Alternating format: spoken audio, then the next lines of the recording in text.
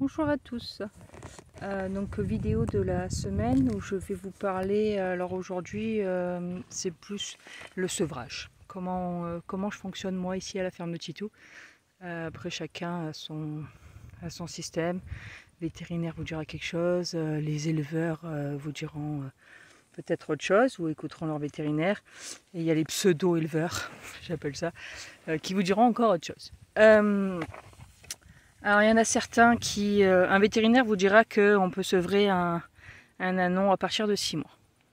Ce qui est la vérité. Il y a des personnes qui vous diront il faut les laisser, le sevrage se fera tout seul. Donc autant il y a des ânesses qui vont le garder pendant 2 ans, quoi. Tu vois. Voilà. Tant de te dire que l'ânesse elle est un peu fatiguée, quoi, après. On est d'accord. Alors moi je fonctionne... je vois, parce que je passe du temps au milieu de mes ânes. Donc du coup, je fonctionne en fait, je vois comment ils fonctionnent et comment ils sont. Et est-ce qu'ils sont prêts ou pas. Alors, est-ce qu'ils sont prêts, ça veut dire ils.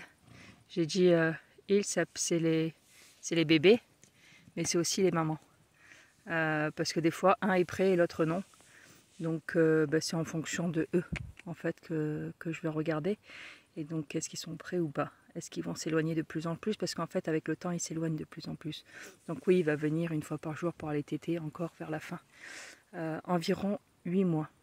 Chez moi, en tout cas, c'est de plus en plus long. Je trouve au début, 6 mois, oui, on pouvait le faire. Sans problème. 7 mois, c'est facile aussi.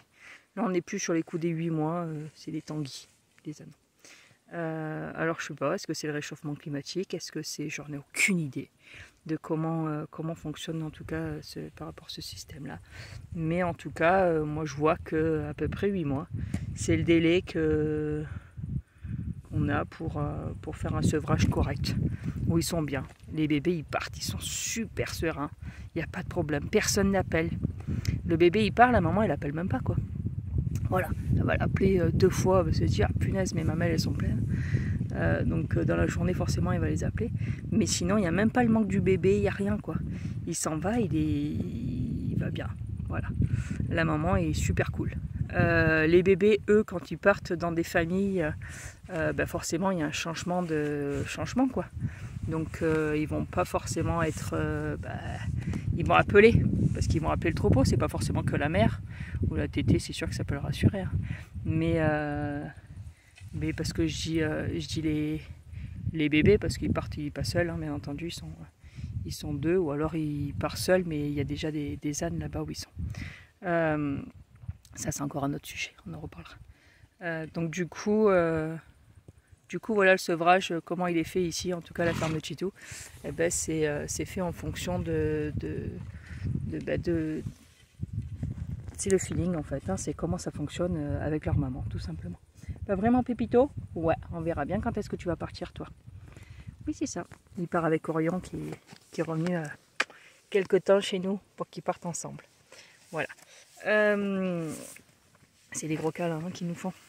Voilà. Après, vous avez vu, ils sont pas collés au mère, hein. J'ai que des bébés, moi, autour de moi. Vous en voyez une maman là autour? Non. Ils sont tous bien. Pas de maman autour. Voilà. Les mamans sont stressées? Non. Les bébés sont stressés, vous trouvez? Non plus. Voilà. On va pouvoir bientôt partir du coup. C'est tout. Bonne journée, à bientôt.